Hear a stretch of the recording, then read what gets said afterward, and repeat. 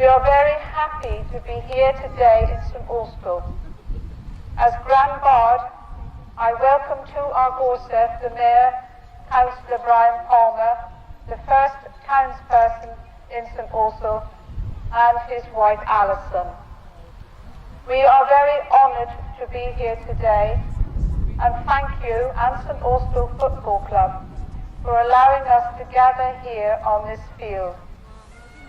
St Austell has worked very hard to support our needs this year with kindness and cheerfulness. Thank you very much for welcoming us so warmly. Also, I welcome our guests and our delegates from Brittany and Wales, and the people around the circle. We are very happy to have you all with us.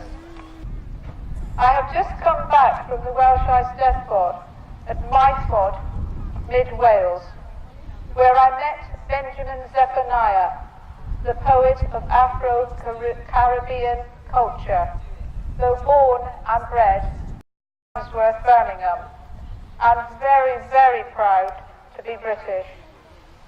He was making a film for BBC4 about the Welsh Eisteddfod, as he had never been, and was very interested to know what happens.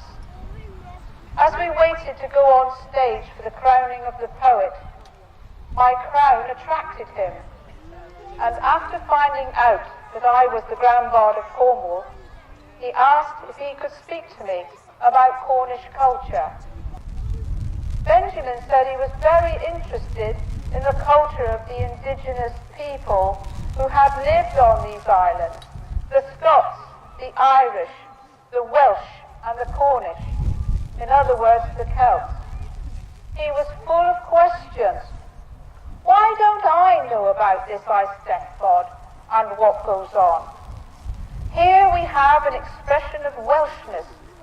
Thousands of people here. Why don't I know about it?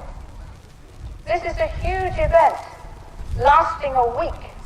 Why doesn't the whole population of these islands know about it? Why don't I know about Cornish culture?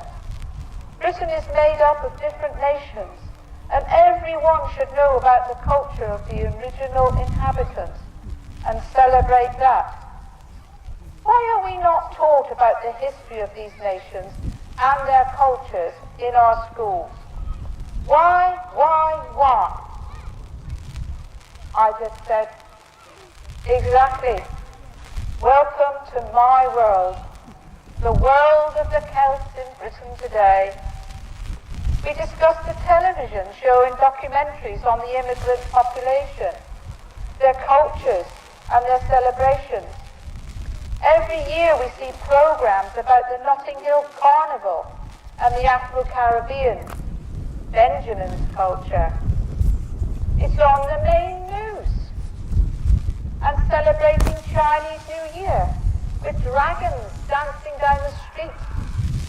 Where are the programs about Cornish culture on the main television channel?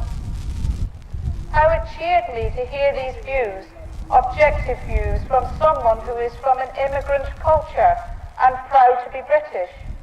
A person who can identify a wrong that has been committed by omission and is speaking up for us, the Cornish. A person who can see that the successful future of these islands is for everyone to learn the history of the British Isles in school. History informs the present. Knowing the history can inform the future.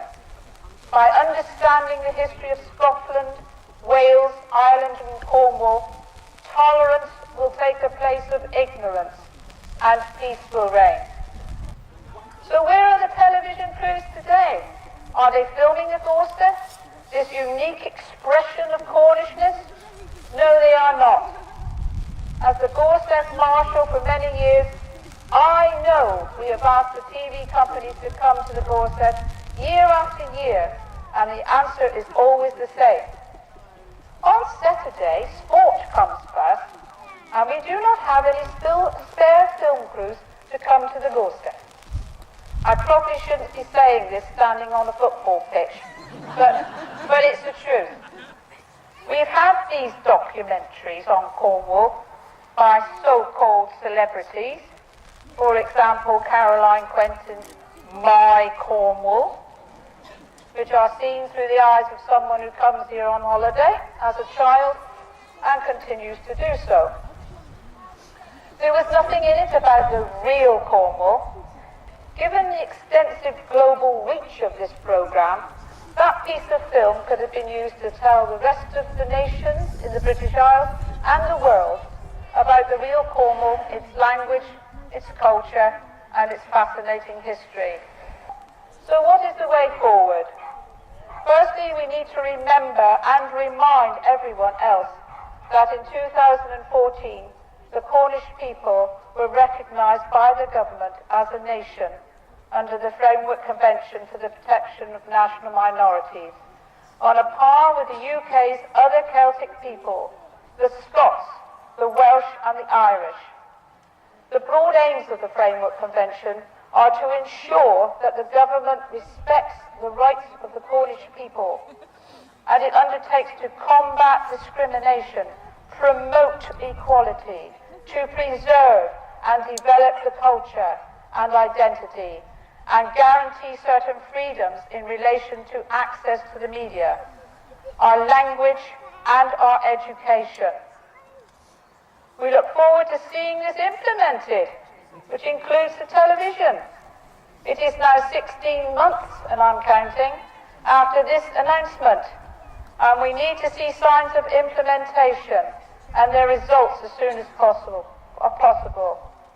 What we don't need to see are things like the new proposed pound coin in 2017, where on the tail side will be, and I quote, the 4 emblems to represent each of the 4 nations of the United Kingdom.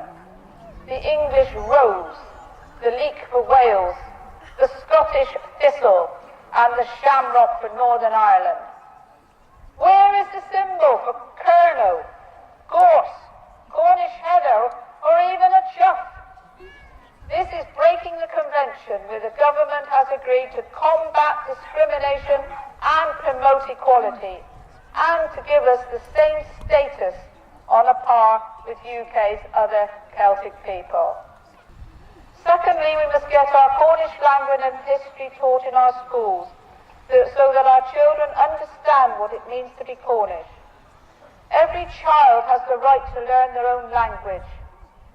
Benjamin Zephaniah said the teaching of Cornish and Welsh in classrooms all round England would help give the children a greater awareness of the different cultures and language within Britain. The language may take longer to be introduced to schools, but Cornish history can be started immediately. In this respect, I congratulate all the Kernow Bisbican Committee, of which the Gorsedh is a member.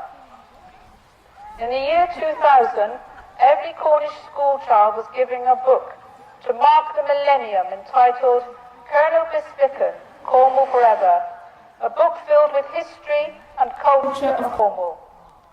Now this committee has raised funds of £105,000 to turn this book into a website so that everyone can access it.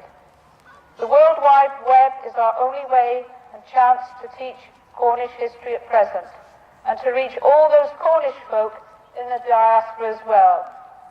Many thanks to all those people and organisations who have contributed. Kernow Bisbican Online will start this autumn and will be uploaded onto the web in mid-2006, and what a resource it will be. Thirdly, we need to be constantly vigilant for the future of Cornwall and its landscape. We have had successful campaigns such as stopping the ancient Tristan stone from being moved, getting developers to name new housing estates in the Cornish language, the Stadium for Cornwall and the like. But we must forever be vigilant to preserve our Cornishness. If we don't do it, no one else will. Speak up, stand up and be counted. because if not, we will lose our precious culture and all that we hold most dear. Let us travel forward in the hope of a brighter future. Kernow.